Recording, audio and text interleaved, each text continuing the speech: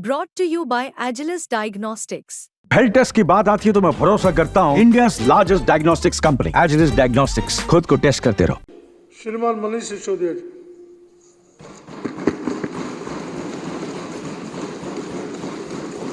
बहुत बहुत धन्यवाद अध्यक्ष महोदय।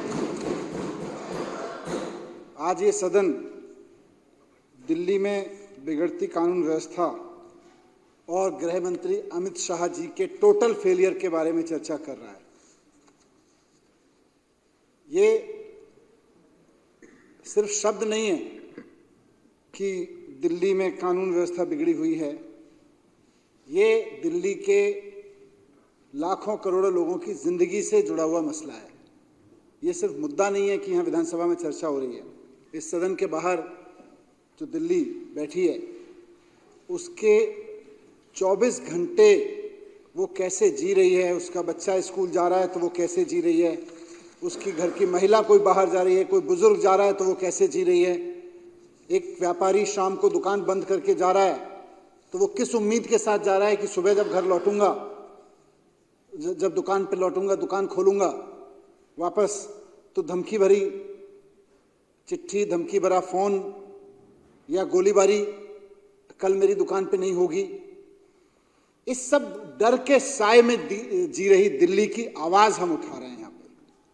ये कोई ऐसा मुद्दा नहीं है कि हम आ रहे हैं यहाँ बीजेपी के बारे में कुछ कह रहे हैं। बीजेपी के बारे में हम नहीं कह रहे, हम तो दिल्ली के लोगों के बारे में कह रहे हैं कि आज अमित शाह जी की वजह से दिल्ली का एक आम नागरिक 24 घंटे डर के साए में जी रहा है।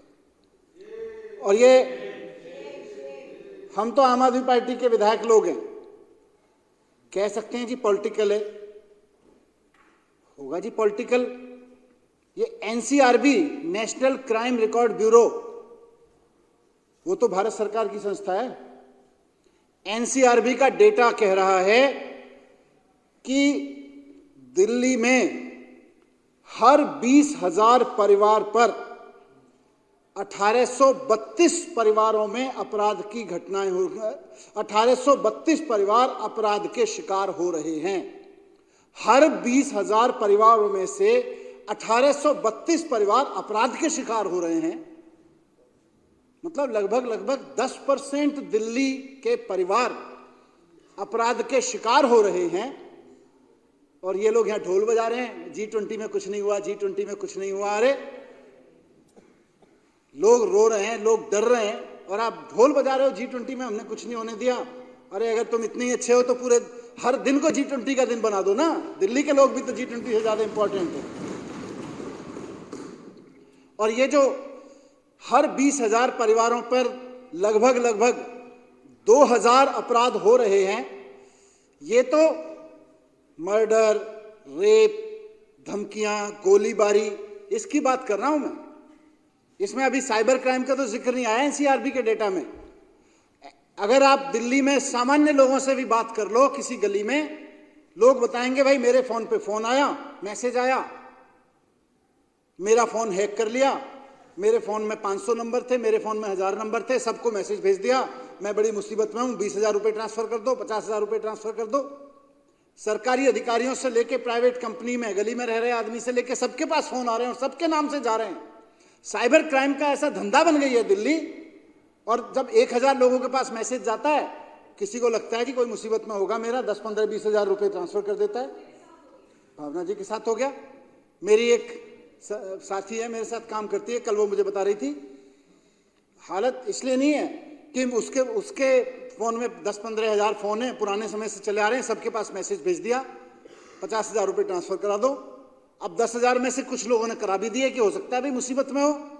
वो बेचारी गई साइबर सेल, वहां उसको कल ही गई थी, वहां बोला कि अब ऐसा है मंडे आना।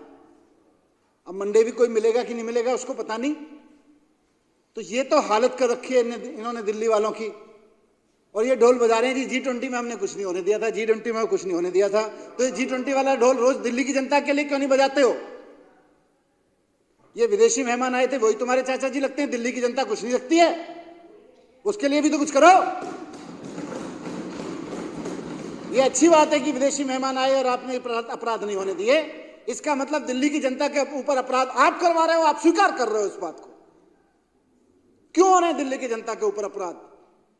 अगर आप G20 के समय रोक सकते हो तो आज क्यों नहीं रुक रहा, कल क्यों नहीं रुक रहा, और कल क्यों नहीं रुकेगा? इसका मतलब आप शामिल हो अपराधों में, इसका मतलब गुंडे पाल रखे हैं आपने, इसका मतलब आप रेप करा रहे हो।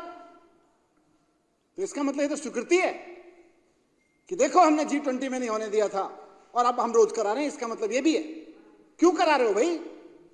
दिल्ली के लोगों से इतनी नफरत, दिल्ली के लोगों से इतनी हेट आपको कि उनको अपराध की राजधानी में रखोगे आप खुद सोचो तो सही, आप क्या बोल रहे हो?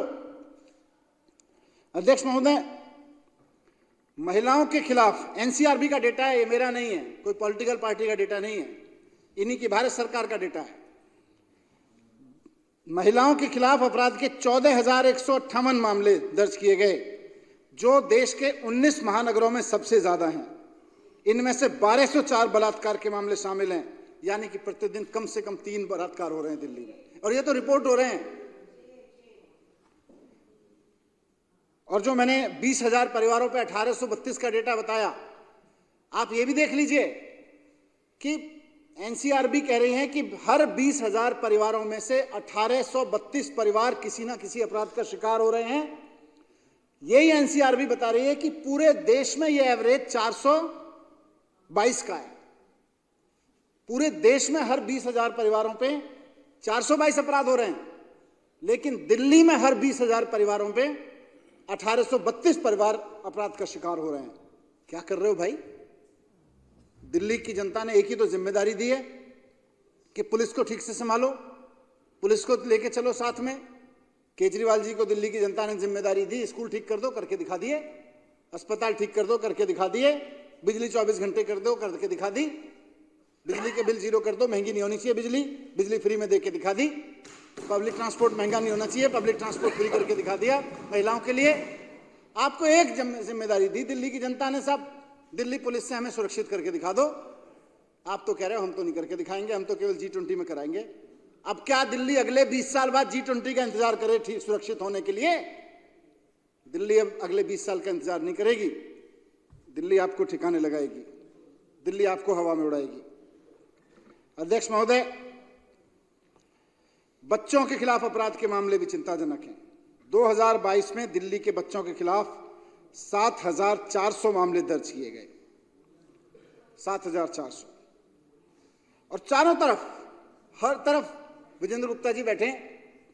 मुझे पूरी उम्मीद है कि जब आप इनको बोलने का मौका देंगे तो वो सिर्फ भारतीय जनता पार्टी के एक नेता की तरह नहीं, रोहिणी विधानसभा के एमएलए के रूप में भी बताएंगे कि उनकी विधानसभा में 2 बम की घटनाएं हुई हैं। क्या किया इन्होंने? जाके गृह मंत्री अमित शाह जी के सामने धरना देना चाहिए था इनको कि आपकी सारी की सारी एजेंसीज फेल हो गई। मेरी विधानसभा में लोग डरे हुए हैं, इनकी विधानसभा में लोग डरे हुए हैं, इस बात को लेके रोहिणी के लोग डरे हुए हैं। मैं दिल्ली का शिक्षा मंत्री रहा हूं, मुझको पता है स्कूलों में बम फट रहे हैं, स्कूलों के किनारे बम फट रहे हैं, रोज स्कूलों में धमकियां आ रही हैं बम की। सर सोच के देखिए, हमारे भी बच्चे हैं, क्या बीतती होगी उन माँ बाप पे जब उनको पता चलता है कि फलाने स्कूल में बम की धमकी आ गई, हार्ट अटैक नहीं हो गया। यही बहुत बड़ी बात है घर में बैठी माँ को या ड्यूटी पे गए हुए पिता को। ये कह रहे हैं पॉलिटिसाइज मत करो, पॉलिटिकल मत बोलो। क्यों नहीं बोले? दिल्ली के एक एक माँ बाप का दुख है कि वो उनका बच्चा जिन स्कूलों में पढ़ने जा रहा है वहां पे खबरें आ रही हैं, बम की धमकियां मिल रही हैं। आज फ्लाइट में बम की धमकी आ जाती है, सारे एयरपोर्ट में हालत खराब हो जाती है। जिन जिन के लोग फ्लाइट में चल रहे हैं, फ्लाइट में गए हैं किसी फ्लाइट को, उनसे पूछ के देखो क्या हालत बीतती है उन पे।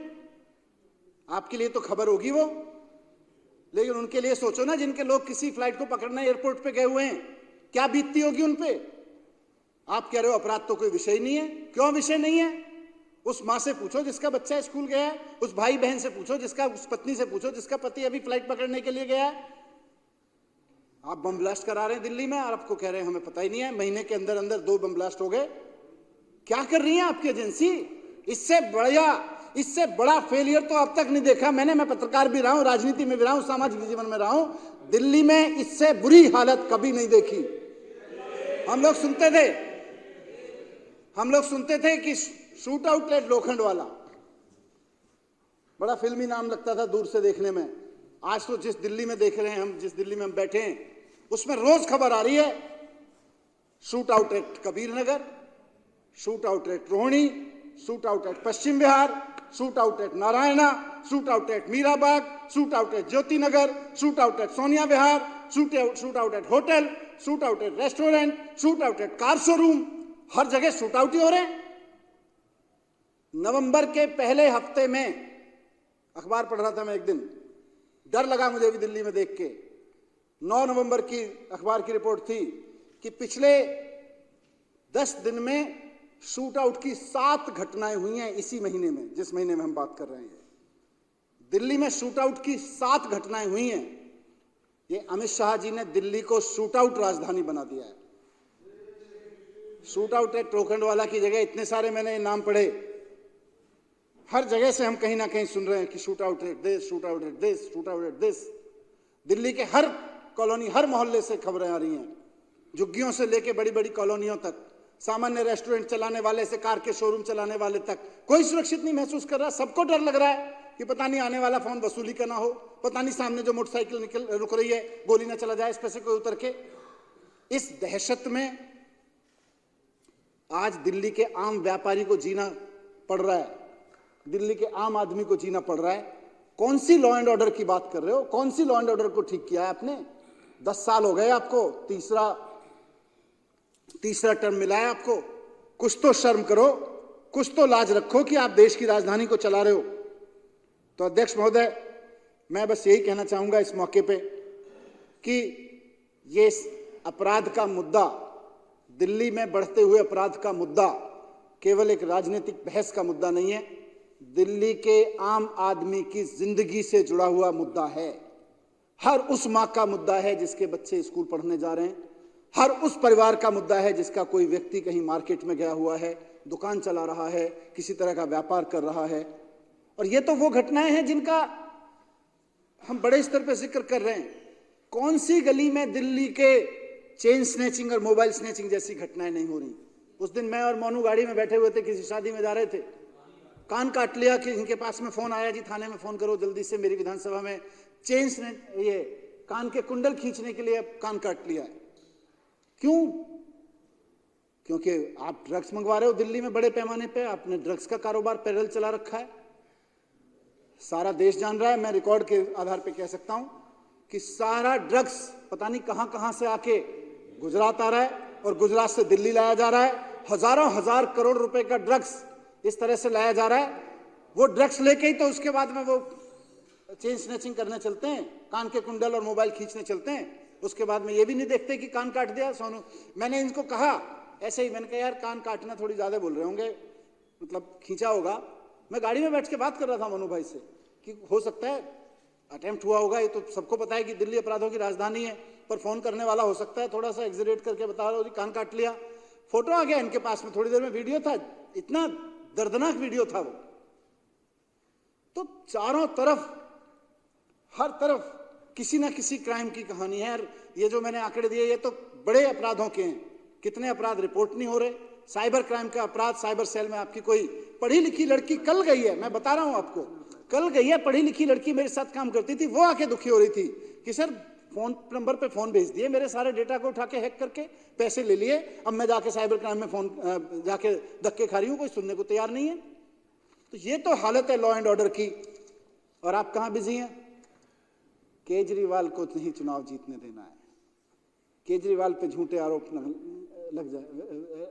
लगाते रहना है।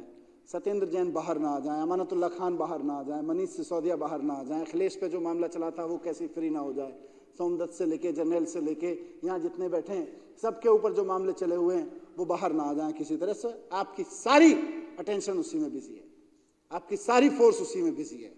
जो कुछ आपको आता है आप केवल उस पर खर्च कर रहे हो, जो कुछ आता है उसको थोड़ा सा तो खर्च करो दिल्ली के लोगों के ऊपर, हो सकता है दिल्ली के लोगों का कुछ भला हो जाए।